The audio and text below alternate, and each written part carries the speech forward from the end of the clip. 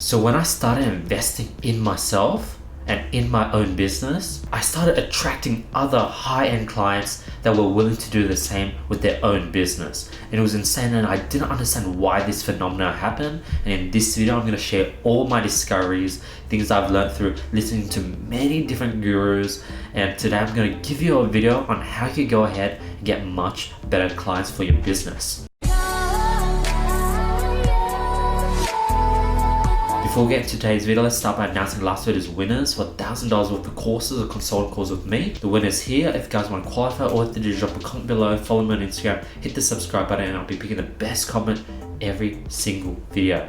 Other than that, let's get right into today's video. Customers mirror you. So you attract people that are just like you. If you are rude to people, you'll then see that as a norm. And as a result, you go ahead and accept people who are rude to you, because if you are rude to other people, then you wouldn't mind other people being rude to you. And then you go ahead and grow a circle and attract other like-minded rude people. But on the other hand, if you're kind, you go ahead and cut and avoid people that are rude, because you're kind, you know that being kind is a possibility and it's something that's not hard to do, so that people that aren't kind, you're like, why are you being rude for? And you cut them out, and therefore you go ahead and attract only kind people. So that's a pretty easy example on how the law of attraction works and how people mirror who you are. 2.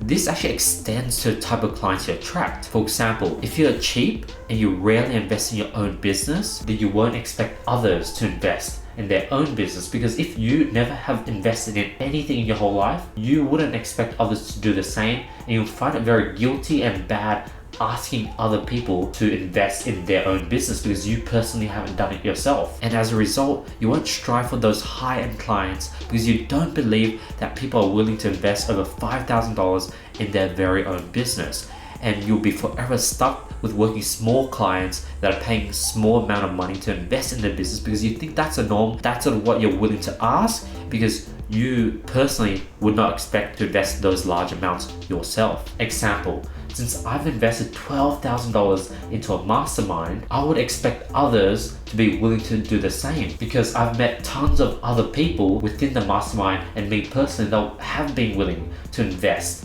that amount into their own business. And as a result, I know that this type of client is a possibility, and I'll go ahead and search for these high-end clients that are willing to invest these large amounts into their business. And that's sort of how this law of attraction works and how your customers mirror your personalities. If I were to put myself in the customer's shoes, I would not be willing to invest into someone who isn't willing to invest in themselves or their own business. Like how I wouldn't buy luxury real estate from a real estate agent that doesn't live in a luxury home. Because in my mind, like, why would I buy something that you're trying to sell me if you don't have it yourself? For example, I wouldn't trust a dentist that doesn't have straight teeth, because why is he selling me a service to get my teeth straight and make me use braces if he wouldn't do the same for himself? Because in my mind, like, okay, is it worth paying to get braces if the dentist himself doesn't have straight teeth? Because if he thought it was a worthy investment, he would have done it himself personally, but he hasn't. Therefore, it's not a good investment. And that's sort of how this works. Like, I'm really starting to understand this. This isn't sort of some magical minutia. This isn't some like law of attraction, the secret like magical thing. Like, I'm able to really understand the physics and understanding why it happens. And that's sort of my goal with this channel, to really break down all these sort of facts and laws into something that's more realistic and tangible for you guys to understand. Now let's take it to a step further. This rule actually extends to characters and personality. This is a bit harder to explain, and that's why I sort of started with, you attract people who you like, you attract the type of customers that you are like when you are a customer for other clients. So that's sort of a step further, and this is sort of the next step. I'm going to explain how this extends to characters and personalities. So let's start with a pretty easy example. So if you always have to think about it when making decisions, your norm and worldview is that every person needs to think about things before they make a decision. And that's sort of what you start expecting. And as a result, those are the type of customers you would attract. Now, how does that work? Like, how do you attract people just because you do something? What would actually happen is, if you come from a worldview and mindset that you have to think about things before you make a decision, the result is when you start talking to customers, you'll always give them an option to go away and think about it. just because it's fair, because that's sort of what you do to other businesses. And then as a result, you start accepting objections such as, I think about it, just because you yourself give others objections, and you cannot ironically fight them. Like, you cannot fight something that you do. Like, if I go ahead and tell people, hey, I need to think about it, give me a day or two, then if a client goes ahead and says the exact same thing, I wouldn't fight it because that's the exact same thing I do. Example, when making big decisions, I would always used to have to take 1 to 2 days to think about it. Then as a result, I'll go ahead and allow my customers to also have 1 to 2 days to think about it. And as a result, I lost many clients, because as you all know, when people think about things over a period of 1 to 2 days, that's just time for them to change their mind and come up with more objections. And that's how I went ahead and lost a lot of clients.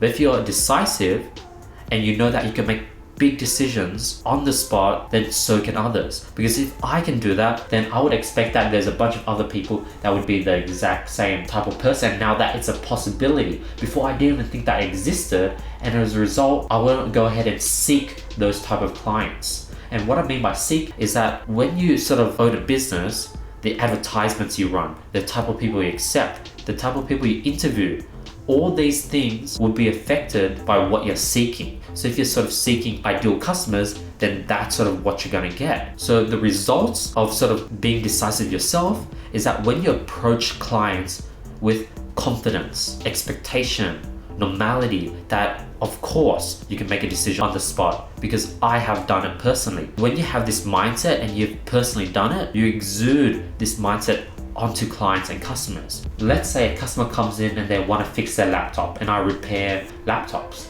They come in, I give them a quote, yeah, so it costs 1,500, when can we get started? The way I said that was in a mindset that people can make decisions straight away. Now, if me personally was a type of person that took 1 or 2 days to think about it, as a laptop repairing company, I'll then reply in a different sort of way with much less confidence, and in a way where I give people the option to go ahead and think about it. So I'd say something along the lines of, yeah, so it's going to cost 1,500. Let me know what you think. That's sort of one response. So I'm giving people the option to sort of object, because that's sort of what makes me feel comfortable. Because when I go ahead and get quotes, I need to think about it. So now, as a result, I let others think about it, and I don't have the same confidence. As you can see, the other option, if you're a laptop salesman that makes quick decisions, you would go ahead and just expect to be like, yeah, so it's 1,500. I'll be able to get back to you in 3-4 days with a fix. Do you have any questions? See how, like, as someone that invests in themselves and makes quick decisions, they would then expect others to do the same. So that was a bit hard, and hopefully I was able to break it down in a way where it's not too sort of magical or law of attraction like. It sort of makes sense. So what you want to do is you want to write down all the characteristics of your ideal customer. You know, you want them to be decisive. You want them to be willing to invest in themselves. You want them to be not rude and not needy. You want them to always be on time, make payments when they're due, and you want them to be generous. You want them to give testimonials. You want them to tip. And once you have all these things down, you want to go ahead and try to become, not try, but become this ideal customer. If you personally do all these things that I just listed, you would then expect other people to do the exact same thing for you, and as a result, you'll be attracting these types of clients. Now, let's sort of give more hard examples that might sort of turn on a light bulb and help you guys understand what I'm trying to say. Let's say that you think that YouTube ads don't work because I always use ad blockers and I don't ever see YouTube ads. And when I do see YouTube ads on my phone, I always skip and I never watch it. As a result, now your business would not utilize YouTube advertisements, and therefore no one can now watch your YouTube ads that you could have had because you don't watch other people's YouTube ads. See how what you do with customers and clients, that happens to you. Because I don't watch other people's YouTube ads, no one would go ahead and watch my YouTube ads. Because in my mindset, I think I shouldn't even do YouTube ads at all because I don't. See how it sort of works? Hopefully it's starting to make sense. Let's do another example. I have never watched webinars because I think they're a waste of time.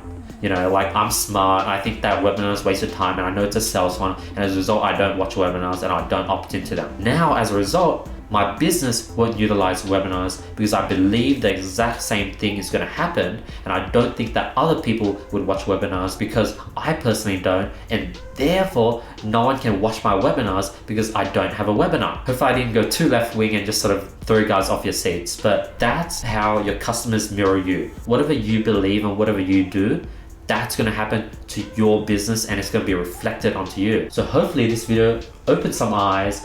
This was a very interesting concept, something that took a while for me to get my head wrapped around, but hopefully by me sort of explaining it, breaking it down, taking time to create this PowerPoint for you guys, which is completely for free. And by the way, you can get it in the description below because I know a lot of people like to have these on deck, so be sure to download them. But hopefully you guys were able to get some value watching today's video. I just want to say thank you. Question of the day: what is the one quality that you wished your customers had? Drop in the comments below. I've been answering and reading every single comment, so be sure to do that. And yeah, thank you so much for watching. I just want to say thank you for investing the time into watching my daily videos. I just want to say thank you from the bottom of my heart. And yeah, hope you guys have an amazing day and week, and I'll be seeing you guys tomorrow with more value. Peace.